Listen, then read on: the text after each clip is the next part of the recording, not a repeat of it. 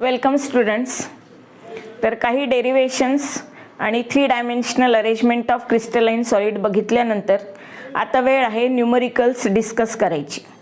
तर न्यूमरिकल्स ह्या चॅप्टरचे न्यूमरिकल्स खूप सोपे आहेत, नंबर ऑफ फॉर्म्युलेज कमी आहेत, त्यामुळे ह्या चॅप्टरवरचे न्यूमरिकल्स आपल्याला सोडून देता येणार नाही किंवा ऑरमध्ये टाकता येणार नाही. MCQजमध्ये सुद्धा खूप सारे न्यूमरिकल्स तुम्हाला दिसतील, म्हणून इम्पॉर्टंट तर आहेच आणि समजायला खूप सोपं आहे. जेवढं सांगितलं तेवढं जर तुम्ही प्रिपेअर केलं, मिनिमम तेवढं जरी प्रिपेअर केलं, अख्खा चॅप्टर तुम्हाला फ्लुएंटली सोडवता येईल. पाहूयात. तर हे जे रिलेशन्स आहेत किंवा फॉर्म्युले आहेत, हे सगळे फॉर्म्युले आपण ऑलरेडी डिराईव्ह केलेले आहेत, फक्त त्याचा कलेक्टिव्ह फॉर्म इथे लिहिलेला आहे. एवढेच फॉर्म्युले बोर्डवर जेवढे दिसत आहेत तेवढेच रिलेशन्स आणि फॉर्म्युले पाठ केले तर सॉलिड स्टेटमधल्या प्रत्येक न्यूमरिकलचा आन्सर तुम्हाला काढता येईल. बघूयात काय आहे ते. तर पहिला जो कॉलम आहे हा आहे type of unit cells. Simple cubic, face centred cubic, body centred cubic टाईप्सच्या युनिट सेल्स. दुसरा कॉलम जो आहे तो रँक ऑफ युनिट सेल किंवा आणि ब्रॅकेटमध्ये पॅरेंथेसिसमध्ये कोऑर्डिनेशन नंबर लिहिलेला आहे CN स्टार. CN हा जे ॲब्रिव्हिएशन आहे, हे CN ॲब्रिव्हिएशन कशासाठी यूज केलं हे स्टारचे मिनिंग इथे लिहिलेले आहेत. CN म्हणजे कोऑर्डिनेशन नंबर. तर सिंपल क्युबिक युनिट सेलमध्ये रँक ऑफ युनिट सेल म्हणजे काय? Number of particles present in a unit cell. एका युनिट सेलमध्ये कन्स्टिट्युएंट पार्टिकल्स किती आहेत त्यांची संख्या. तर सिंपल क्युबिक युनिट सेलमध्ये number of particles per unit cell म्हणजे रँक ऑफ युनिट सेल 1 आहे आणि कोऑर्डिनेशन नंबर किती असतो 6. फेस सेंटर्ड क्युबिक युनिट सेलमध्ये number of particles per unit cell rank of unit cell 4 आणि FCC हे जे पॅकिंग आहे हे पॅकिंग आपण CCP सारखं घेतोय तर त्याचा कोऑर्डिनेशन नंबर किती असेल 12. BCC बॉडी सेंटर्ड क्युबिकमध्ये rank of unit cell number of particles per unit cell 2 आणि बॉडी सेंटर्ड क्युबिक युनिट सेलमधल्या पार्टिकलचा कोऑर्डिनेशन नंबर असतो 8. Relation between A and R derive केलेले आपण. सिंपल क्युबिकसाठी A is equal to 2R, face centred क्युबिकसाठी A is equal to 2√2R, base centred क्युबिकसाठी A is equal to 4/√3R. आता MCQजमध्ये किंवा MCQज CETमध्ये पण येतील आणि बोर्ड एक्झाममध्ये पण MCQज असतातच की. तर त्याच्यामध्ये बऱ्याच वेळा असा प्रश्न विचारला जातो, what is the minimum distance between 2 particle किंवा minimum distance of neighbouring particles. मग ते बऱ्याच जणांना समजत नाही. मिनिमम डिस्टन्स किंवा डिस्टन्स बिटवीन नेबरिंग पार्टिकलचा अर्थ होतो 2 रेडियस एवढं अंतर. एका पार्टिकलची रेडियस दुसऱ्या पार्टिकलची रेडियस आणि यांच्यामधलं अंतर म्हणजे 2R. Distance between neighbouring particles म्हणजे 2R. आता हे वेगळं पाठ करायची गरज नाही, हे रिलेशन पाठ असेल तर तुम्हाला काढता येईल सोपं. तो टेबल कसा पाठ करायचा, लक्षात कसा ठेवायचा तेवढं मी सांगतेय फक्त. A is equal to 2R तर तुम्हाला 2R ची व्हॅल्यू काढायची. 2R म्हणजे किती A, मग 2R is equal to A. FCC साठी A is equal to 2√2R तुम्हाला 2R ची व्हॅल्यू पाहिजे, म्हणजे हा √2 नको आहे. हा जो √2 आहे हा √2 तुम्ही इकडे ट्रान्सफर करा तर इथे 2R शिल्लक राहील आणि A/√2 एवढी व्हॅल्यू येईल. मग 2R is equal to A/√2 distance between 2 neighbouring particles. ठीक आहे. आणि ह्याचा आणखी एक फॉर्म्युला आहे 1/2 इंटू FD. FD म्हणजे काय? Face diagonal. फेसचा जो डायगोनल आहे असा. आपण म्हणतो की face centred cubic unit cell आपल्याला समोरून दिसताना ही अशी दिसत असते आणि इथे पार्टिकल असतो. हा जो पार्ट आहे याला म्हणतो आपण फेस डायगोनल. मग इथे A² plus A² is equal to हा जो आहे डायगोनलचा स्क्वेअर, मग त्याचा स्क्वेअर रूट घेऊन आपल्याला फेस डायगोनलची व्हॅल्यू काढता येईल. तर distance between 2 neighbouring particles is equal to 2R is equal to A/√2 किंवा हाफ ऑफ फेस डायगोनल. हा स्टार दिलेला आहे. FDचा अर्थ इथे लिहिलेला आहे फेस डायगोनलची लेंथ. आता बॉडी सेंटर्ड क्युबिक युनिट सेलमध्ये पुन्हा डिस्टन्स बिटवीन 2 नेबरिंग पार्टिकल म्हणजे 2R आपल्याला काढायचंय. हे रिलेशन आपल्याला पाठ असतं. A is equal to 4R/√3. मग आपल्याला 2R पाहिजे तर इथे 2 इंटू 2r, 2r बाजूला ठेवा, हा 2/√3 आहे, √3 आणि 2 ला इकडे ट्रान्सफर करा, मग √3/2 इंटू ए, √3/2 इंटू ए म्हणजे 2r ची व्हॅल्यू दिलेली आहे √3/2 इंटू ए. आणि तसंच एक डायगोनलशी रिलेटेड जे रिलेशन आहे ते 1/2 इंटू बॉडी डायगोनल, युनिट सेलचा जो डायगोनल आहे त्या बॉडी डायगोनलच्या हाफ 2 नेबरिंग पार्टिकल मधलं अंतर असेल. ठीक आहे. Volume of one particle sorry, तर आपल्याला पॅकिंग इफिशियन्सी माहिती असते. पॅकिंग इफिशियन्सी 0.53%, इफिशियन्सी म्हटलं तर 52%, 74%, 68% असं. आता सिंपल क्युबिक युनिट सेलसाठी volume of one particle, actually जी सिंपल क्युबिक युनिट सेल आहे त्याच्यामध्ये आतमध्ये एकच पार्टिकल असतो, म्हणजे number of particle per unit cell, rank of unit cell. Simple क्युबिकची रँक ऑफ युनिट सेल 1 आहे, म्हणजे त्या पार्टिकलचा जो व्हॉल्यूम ऑक्युपाईड असेल ते म्हणजे व्हॉल्यूम ऑफ वन पार्टिकल, कारण तो एकच पार्टिकल आहे त्याच्यामध्ये, आणि तो किती असेल 0.52 a³. एका पार्टिकलनी ऑक्युपाय केलेला व्हॉल्यूम 0.52 a³. आता FCC मध्ये विचार करा, FCC मध्ये एका युनिट सेल मध्ये किती पार्टिकल असतात? 4. Number of particle per unit cell 4, म्हणजे जो काय व्हॉल्यूम आहे तो व्हॉल्यूम 4 पार्टिकलचा आहे. व्हॉल्यूम ऑक्युपाईड बाय पार्टिकल तो 4 आहे, 0.74 a³. 0.74 ही पॅकिंग फ्रॅक्शन आहे, म्हणजे a³ मधला 0.74 एवढा पार्ट ऑक्युपाय झालेला आहे, तो 4 पार्टिकलनी ऑक्युपाय केला. 0.74 a³ हा 4 पार्टिकलनी ऑक्युपाय केलेला व्हॉल्यूम आहे. मग एका पार्टिकलनी किती व्हॉल्यूम ऑक्युपाय केलेला असेल तर 0.74 a³ डिवायडेड बाय 4, आणि ती व्हॅल्यू इथे काढून दाखवली. तसंच बॉडी सेंटर्ड क्युबिक युनिट सेलमध्ये number of particles per unit cell किती आहे? 2. मग 2 पार्टिकलनी किती व्हॉल्यूम ऑक्युपाय केला तर 0.68 इंटू a³. हा ऑक्युपाईड व्हॉल्यूम आहे. 0.68 इंटू a³ हा 2 पार्टिकलनी ऑक्युपाय केलेला व्हॉल्यूम आहे. मग एका पार्टिकलनी किती व्हॉल्यूम ऑक्युपाय केलेला असेल तर 0.68/2 इंटू a³ म्हणजे 0.34 a³. तेच आहे. ठीक आहे. व्हॉल्यूम ऑक्युपाईड बाय पार्टिकल्स म्हणजे सिंपल क्युबिक युनिट सेलमध्ये number of particle per unit सेलमध्ये 1. मग एका पार्टिकलने किती व्हॉल्यूम ऑक्युपाय केला ती त्याची पॅकिंग इफिशियन्सी होती 0.52 a³. ठीक आहे. तसंच फेस सेंटर्ड क्युबिक युनिट सेलमध्ये 4 पार्टिकलनी किती व्हॉल्यूम ऑक्युपाय केला तर तो पॅकिंग इफिशियन्सी किती आहे? 74%, म्हणजे 0.74 इंटू a³, 0.74 a³. तसंच बॉडी सेंटर्ड क्युबिक युनिट सेलसाठी पॅकिंग इफिशियन्सी ह्या व्हॅल्यू आपल्याला पाठ करायच्या आहेत. 52% सिंपल क्युबिकसाठी, फेस सेंटर्डसाठी 74%, बॉडी सेंटर्डसाठी 68%. व्हॉइड व्हॉल्यूम किंवा एम्प्टी स्पेस, एम्प्टी व्हॉल्यूम, रिकामा असलेला पोकळी राहिलेला व्हॉल्यूम किती तर 100 मायनस पॅकिंग इफिशियन्सी म्हणजे एम्प्टी व्हॉल्यूम. 100 मायनस 52 म्हणजे 48, 100 मायनस 74 26, 100 मायनस 68 म्हणजे 32.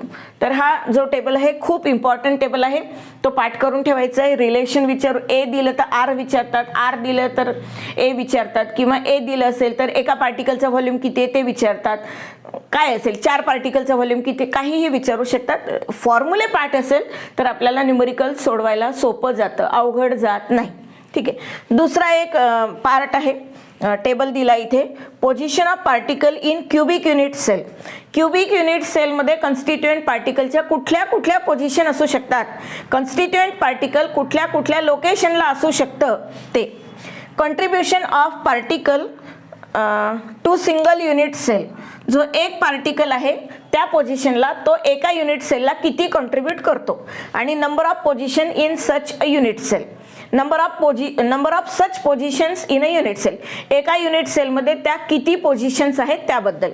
पहा, पहिली जी पोझिशन आहे कॉर्नर, म्हणजे युनिट सेलच्या कॉर्नरवर जो पार्टिकल असतो त्याच्याबद्दल विचारलेला आहे, सांगितलेलं आहे रिलेशन.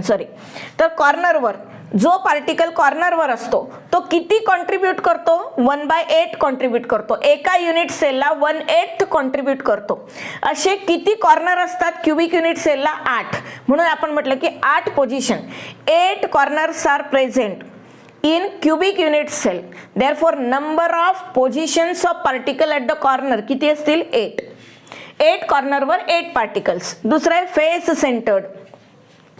जो पार्टिकल फेसच्या सेंटरमध्ये आहे तो 2 युनिट सेलमध्ये कॉमन असतो. मग एका युनिट सेलमध्ये त्याचं कॉन्ट्रीब्युशन 1/2 असेल. असे किती फेसेस असतील 6. लेफ्टचं व्हर्टिकल फेस, राईटचं व्हर्टिकल फेस, समोरचं व्हर्टिकल फेस, मागचं व्हर्टिकल फेस, अप्पर होरिझेंटल फेस आणि लोअर होरिझेंटल फेस असे 6 फेसेस असतील. मग पोझिशन्स किती आहेत 6. प्रत्येक फेसच्या सेंटरला म्हटलं तर 6 फेसेसच्या सेंटरला 6 वेगळ्या वेगळ्या पोझिशन्स येतील. बॉडी सेंटर्ड युनिट सेलच्या सेंटर पोझिशनला, बॉडी सेंटर्ड पोझिशनला एकच कन्स्टिट्युएंट पार्टिकल असेल, त्याचं 100% कॉन्ट्रीब्युशन असेल आणि अशी युनिट सेलला बॉडी सेंटरला एकच पोझिशन पॉसिबल आहे 1. Age centred. एज सेंटर म्हणजे जी कडा आहे त्या कडेच्या सेंटरवर असलेला पार्टिकल. मग जी एज आहे ही एज 4 युनिट सेलमध्ये कॉमन असते. मग एजच्या सेंटरवर जो पार्टिकल आहे त्याचं contribution to single unit cell 1/4 असेल.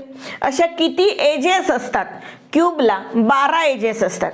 समजा वरचं जर घेतलं आपण तर 1 2 3 4 असा खालचा होरिझेंटल प्लेन 1 2 3 4, वरच्या 4 खालच्या 4 किती झाल्या 8. मग इकडचा कोपरा, इकडचा कोपरा, इकडचा कोपरा आणि इकडचा कोपरा असे किती झाले 12 एजेस असतील. नंबर ऑफ पोझिशन 12 असतील. ठीक आहे.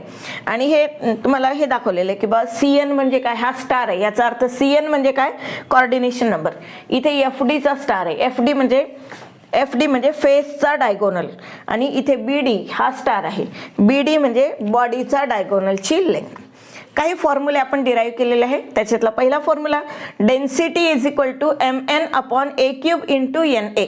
फॉर्म्युले पाठ असतात बऱ्याच जणांना. शेवटी सुरुवातीला कोणी अभ्यास करत नाही. शेवटी फॉर्म्युले पाठ करा. सगळेजण लेक्चरर सांगतात की फॉर्म्युले पाठ करायला, फॉर्म्युले पाठ करा, फॉर्म्युले पाठ करतात. पण त्याच्यात इन्व्हॉल्वड टर्मचं मिनिंग काय आहे हेच कुणाला माहिती नसतं. म्हणून इन्व्हॉल्वड टर्मचे मिनिंग जे आहे ते सुद्धा लिहून ठेवा आणि पाठ करा. Rho is equal to mn/a³ × NA. हे लिहून झाल्यानंतर एक स्क्रीनशॉट काढा आणि प्रत्येक टर्मचं काय मिनिंग आहे हे मी लिहून देणार आहे. ठीक आहे. तर रो म्हणजे काय, डेन्सिटी. M म्हणजे काय, कॅपिटल M म्हणजे मोलार मास आणि स्मॉल m म्हणजे एका पार्टिकलचं मास. इथे कॅपिटल M आहे म्हणजे मोलार मास आहे. स्मॉल n म्हणजे number of particles per unit cell, ज्याला आपण म्हणतो रँक ऑफ युनिट सेल. हे इथं दिलेलं आहे. सिंपल क्युबिक साठी 1, FCC साठी 4, BC साठी n ची व्हॅल्यू किती घ्यायची आहे 2. नंतर A³. A म्हणजे काय, एज लेंथ. युनिट सेलची जी एज लेंथ असेल ती. NA म्हणजे अवोगॅड्रो नंबर 6.022 × 10⁻23. दुसरा फॉर्म्युला आहे number of particles in x gram. तुम्हाला देतात की बाबा 25 ग्रॅम सिल्वर मेटल आहे, मग त्याच्यामध्ये किती पार्टिकल असतील, सिल्वर पार्टिकल्स किती असतील. मग त्याच्यासाठी number of particles in x gram is equal to xn/a³ × rho. X म्हणजे काय, मास ऑफ जो मेटल दिलेला असेल किंवा जो सबस्टन्स दिलेला असेल तो मास ऑफ सबस्टन्स. एन म्हणजे पुन्हा एकदा number of particles per unit cell, rank of unit cell. A म्हणजे edge length of unit cell आणि रो म्हणजे डेन्सिटी. ठीक आहे. इथे number of unit cells in X gram, number of particle पण विचारतात आणि हा फॉर्म्युला पार्टिकलसाठी, हा फॉर्म्युला युनिट सेलसाठी आहे. Number of particles in X gram, इथे number of unit cells in X gram. फरक आहे पहा, एका युनिट सेलमध्ये किती पार्टिकल असतात, n पार्टिकल असतात. मग n पार्टिकलची एक युनिट सेल होते. मग हे जे पार्टिकल आहे त्याला जर तुम्ही n ने डिव्हाइड केलं तर तुम्हाला नंबर ऑफ युनिट सेल मिळतील. मग n ने डिव्हाइड केलं तर हा n कट होईल, बाकी फॉर्म्युला जसंच्या तसंच असेल, x/a³ × रो. ते ॲज युजल जे टर्मिनॉलॉजी आहे ती. x म्हणजे mass of substance, a edge length आणि रो म्हणजे density. Number of unit cells in v volume, तुम्हाला व्हॉल्यूम ऑफ सबस्टन्स दिला आहे त्याच्यात किती युनिट सेल्स असतील हे काढायचं असेल तर एका युनिट सेलचा व्हॉल्यूम किती, a³. मग v युनिट सेलचा व्हॉल्यूम किती तर v/a³, v/a³. तसंच नंबर ऑफ पार्टिकल्स इन अरे, जनरली जे पार्टिकल्सची अरेंजमेंट असते ती anion असते. जनरली anionsची अरेंजमेंट असते. अरेंजमेंट इन CCP किंवा HCP काय असेल ते. ठीक आहे. तर नंबर ऑफ पार्टिकल्स इन अरे n, number of octahedral void, जेवढ्या पार्टिकलची अरेंजमेंट असतील तेवढेच ऑक्टाहेड्रल व्हॉइड्स क्रिएट होतात. मग नंबर ऑफ पार्टिकल्स इन अरे n आहे तर नंबर ऑफ ऑक्टाहेड्रल व्हॉइड्स nच असतील. आणि जो पार्टिकल कॅटायन स्पेशली ऑक्टाहेड्रल होलमध्ये असला तर त्या कॅटायनचा कोऑर्डिनेशन नंबर किती असेल 6. आता ऑक्टाहेड्रल व्हॉइड जेवढे नंबर ऑफ पार्टिकलची अरेंजमेंट असते त्याच्या दुप्पट टेट्राहेड्रल व्हॉइड्स तयार होत असतात. मग नंबर ऑफ पार्टिकल किती आहेत n, मग टेट्राहेड्रल व्हॉइड्स किती असतील 2n. आणि जो कॅटायन म्हणजे ॲनायन जे असतात ते टेट्राहेड्रल व्हॉइड म्हणजे अरेंजमेंट असते आणि तिथे जे होल तयार होईल टेट्राहेड्रल होल, त्या टेट्राहेड्रल होलमध्ये कॅटायन जाऊन बसत असतो कारण कॅटायनची साईज छोटी असते. मग कॅटायन त्या टेट्राहेड्रल होलमध्ये जर गेला तर त्या कॅटायनचा त्या टेट्राहेड्रल होलमध्ये असलेला कोऑर्डिनेशन नंबर किती असेल 4.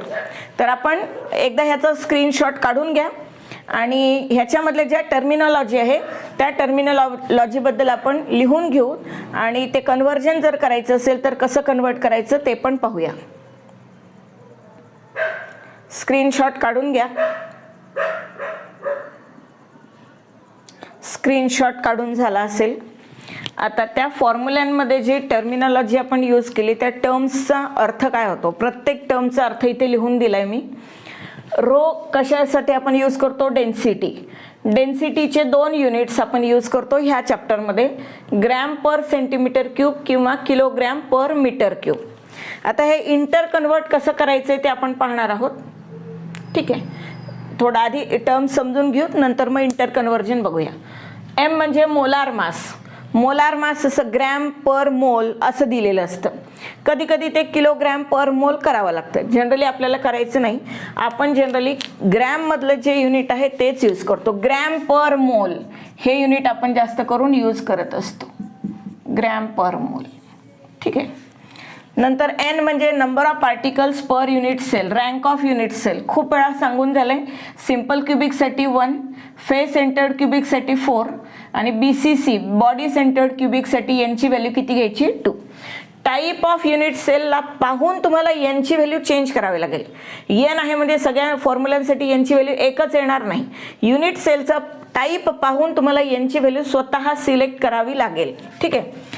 एज लेंथ ह्याचं पण कन्वर्जन आपल्याला बघायचं आहे. एज लेंथ, लेंथ आहे तर लेंथचं युनिट मीटर, सेंटीमीटर. आता हे पिकोमीटर खूप छोटं असतं ना म्हणून पिकोमीटर युनिट यूज करतात, पण आपण पिकोमीटरमध्ये ठेवत नाही, त्याला मीटरमध्ये सेंटीमीटरमध्ये कन्वर्ट करतो. कसं कन्वर्ट करायचे पाहणार आहोत. ठीक आहे. NA म्हणजे ॲव्होगॅड्रो नंबर, त्याची व्हॅल्यू ठरलेली आहे 6.022 × 10⁻23. एक्स म्हणजे मास ऑफ सबस्टन्स. जनरली ते ग्रॅममध्येच दिलेलं असतं, आपण जनरली ते ग्रॅममध्ये कन्सिडर करतो, किलोग्रॅममध्ये घेत नाहीत. नंतर volume of substance. Volume centimetre क्यूबमध्ये, डेसिमीटर क्यूबमध्ये, मीटर क्यूबमध्ये असतो. जनरली आपण जे युनिट यूज करतो ते असते सेंटीमीटर क्यूब. तर कधी कधी आपण काय करतो, डेन्सिटी ही ग्रॅम पर सेंटीमीटर क्यूबमध्ये काढतो आणि तुम्हाला प्रश्नामध्ये दिलेलं असतं की density in SI unit. SI unit म्हणजे किलोग्रॅम पर मीटर क्यूबमध्ये. मग ते कन्वर्ट कसं करायचं ते पाहूया. Conversion for density. पहा, समजा एखादा सबस्टन्स आहे आणि त्या सबस्टन्सची डेन्सिटी दिलेली आहे x gram per centimetre cube. या x ग्रॅम पर सेंटीमीटर क्यूबला आपण असं लिहू शकतो x gram upon 1 centimetre cube.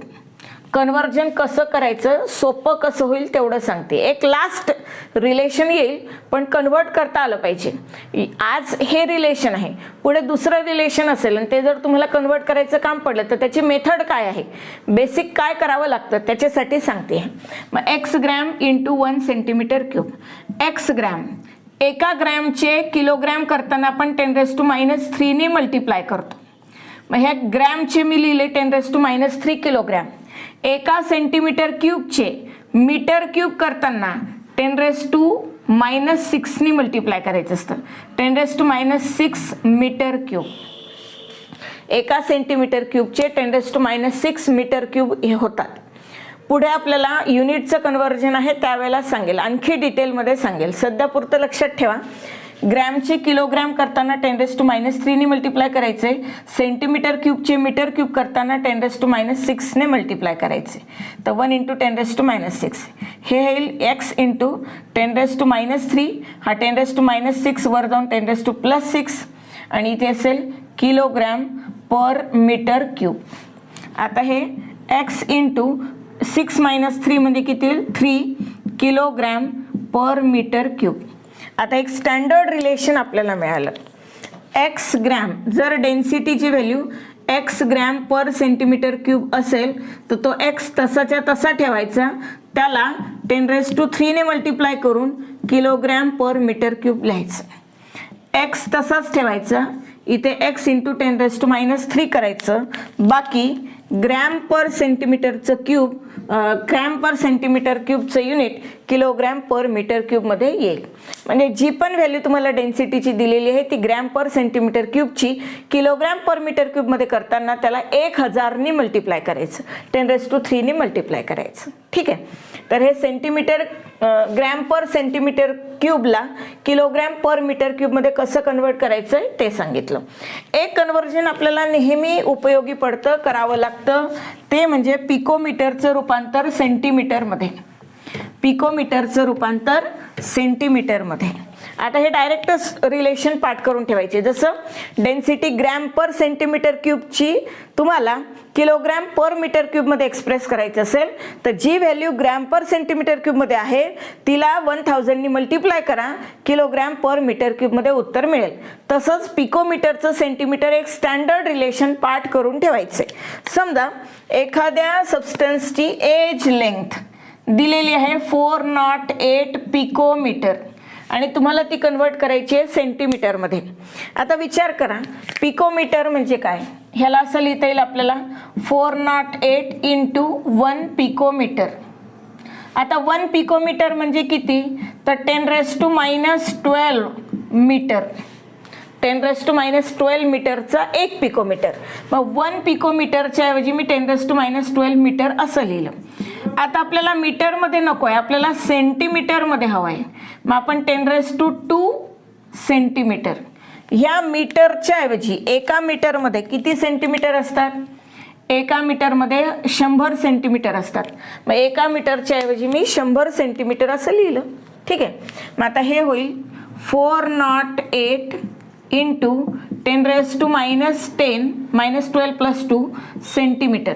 अजूनही एक स्टँडर्ड फॉर्म आलेला नाही बघा. डेसिमल पॉईंट शिफ्ट करताना बऱ्याच जणांना थोडासा प्रॉब्लेम येतो. तर सोपी गोष्ट आहे. डेसिमल पॉईंटला जर तुम्हाला राईट साईडला शिफ्ट करायचं असेल तर निगेटिव्ह पॉवर जर असेल तर ती वाढवायची आणि पॉझिटिव्ह पॉवर असेल तर ती कमी करायची. हा एवढाच एक रूल पाठ करायचा आणि त्याच्या उलट मग अपोजिट टाकायचं. म्हणजे आता इथे डेसिमल पॉईंट आहे. डेसिमल पॉईंट कुठे आहे नेमका जर नसेल माहिती तर आपण 408.00 असं टाकून घेऊ शकतो. मग आता तुम्हाला ते 408 नको आहे, तुम्हाला हा डेसिमल पॉईंट 4.08 असं लिहायचं आहे. 4.08 × मग काय करावं लागेल तुम्हाला, डेसिमल पॉईंटला तुम्ही लेफ्टला सरकवताय आणि पॉवर निगेटिव्ह आहे. जर राईटला जाताना निगेटिव्ह पॉवर वाढवायची तर लेफ्टला जाताना निगेटिव्ह पॉवर कमी करायची. तुम्ही 2 डिजिट लेफ्टला सरकवताय तर 2 ने कमी करा पॉवर. मग 10 ची पॉवर कमी केली 8 पर्यंत केली, मग हे येईल सेंटीमीटरमध्ये. ठीक आहे. कुठलाही डेसिमल पॉईंट शिफ्ट करत असताना डेसिमल पॉईंटला जर तुम्ही राईट साईडला शिफ्ट करत असाल, डेसिमल पॉईंटला परत लिहिते तेच आहे, डेसिमल पॉईंटला राईट साईडला शिफ्ट करताना निगेटिव्ह पॉवर इन्क्रीज करायची किंवा पॉझिटिव्ह पॉवर कमी करायची. आणि जर तुम्ही लेफ्ट साईडला शिफ्ट करत असाल तर निगेटिव्ह पॉवर जी असते ती कमी करायची आणि पॉझिटिव्ह पॉवर जी असते ती वाढवायची. हे एक स्टँडर्ड रिलेशन जर तुम्हाला माहिती असेल तर बऱ्याचशा गोष्टी सोप्या होतील. इथे आपण काय केलं, डेसिमल पॉईंट इथे 408 नंतर होता, तो तुम्ही डावीकडे 2 घरं सरकले, मग डावीकडे सरकले, ही पॉवर -10 आहे, निगेटिव्ह पॉवर आहे, तर ती कमी करावी लागेल. तुम्ही 2 डिजिट लेफ्टला सरकले तर 2 कमी करायचे, म्हणजे 10च्या ऐवजी 2 कमी केले तर 8 येईल. मग 4.08 × 10⁻⁸ सेंटीमीटर. जनरली एज लेंथ ही 3 डिजिट नंबरमध्ये दिलेली असते. जसं आपण 408 घेतलं, 388 असेल किंवा 542 असेल. पिकोमीटर 3 डिजिटमध्ये दिलेली असते. मग 2 घरं लेफ्टला सरकवायचे आणि 10⁻⁸ सेंटीमीटर लिहायचं. ठीक आहे. जी पण पिकोमीटरची व्हॅल्यू असेल ती पिकोमीटरची व्हॅल्यू 2 डिजिट लेफ्टला सरकायचं, 2 डिजिट लेफ्टला सरकायचं, 4.08 आणि त्याला 10⁻⁸ नी मल्टिप्लाय करायचं. जी व्हॅल्यू असेल ती तुम्हाला सेंटीमीटरमध्ये मिळून जाईल. जनरली एज लेंथ आपण पिकोमीटरमध्ये ठेवत नाही, तिला आपण सेंटीमीटरमध्ये कन्वर्ट करतो. डेन्सिटी आपल्याला ग्रॅम पर सेंटीमीटर क्यूब काढायची असते, म्हणून पिकोमीटरच्या ऐवजी सेंटीमीटर. बाकीचे जे कन्वर्जन आहे ते ॲज युजल आहे, ते सोपे आहे. तर 2 कन्वर्जनचं आपल्याला जास्त काम पडतं. एक म्हणजे डेन्सिटी ग्रॅम पर सेंटीमीटर क्यूबचं रूपांतर किलोग्रॅम पर मीटर क्यूब करताना 1000 नी मल्टिप्लाय करायचं, आणि एज लेंथ पिकोमीटरचं सेंटीमीटर करताना 2 डिजिट डावीकडे सरकून 10⁻⁸ नी मल्टिप्लाय करायचं. पिकोमीटरचं रूपांतर सेंटीमीटरमध्ये होऊन जाईल. तर आजचा हा जो व्हिडिओ आहे हा थोडा केअरफुली बघा, वाटल्यास पुन्हा रिवाइंड करा, फॉर्म्युले लिहून काढा, पाठ करा. मग आपल्याला पुढे नेक्स्ट व्हिडिओ जो आहे तो न्यूमरिकलचा आहे, तो तुम्हाला सोपा जाईल. न्यूमरिकल सोडवत असताना सुद्धा सुरुवातीला वरती न्यूमरिकल लिहिलेलं असेल तर ते न्यूमरिकल बघायचं. आधी मी जे समजून सांगेल तो व्हिडिओ बघायचा, त्याचं सोल्युशन येईपर्यंत बघायचं, मग व्हिडिओ पॉज करायचा, मोबाईल बंद ठेवायचा, पुन्हा तो जे न्यूमरिकल आहे तुम्ही लिहिलेलं त्याचा गिव्हन डेटा लिहायचं, फॉर्म्युला लिहायचं, व्हॅल्यूज टाकायच्या, कॅल्क्युलेशन करायचं आणि टॅली करायचं. आपलं उत्तर येतं की नाही येत. ठीक आहे.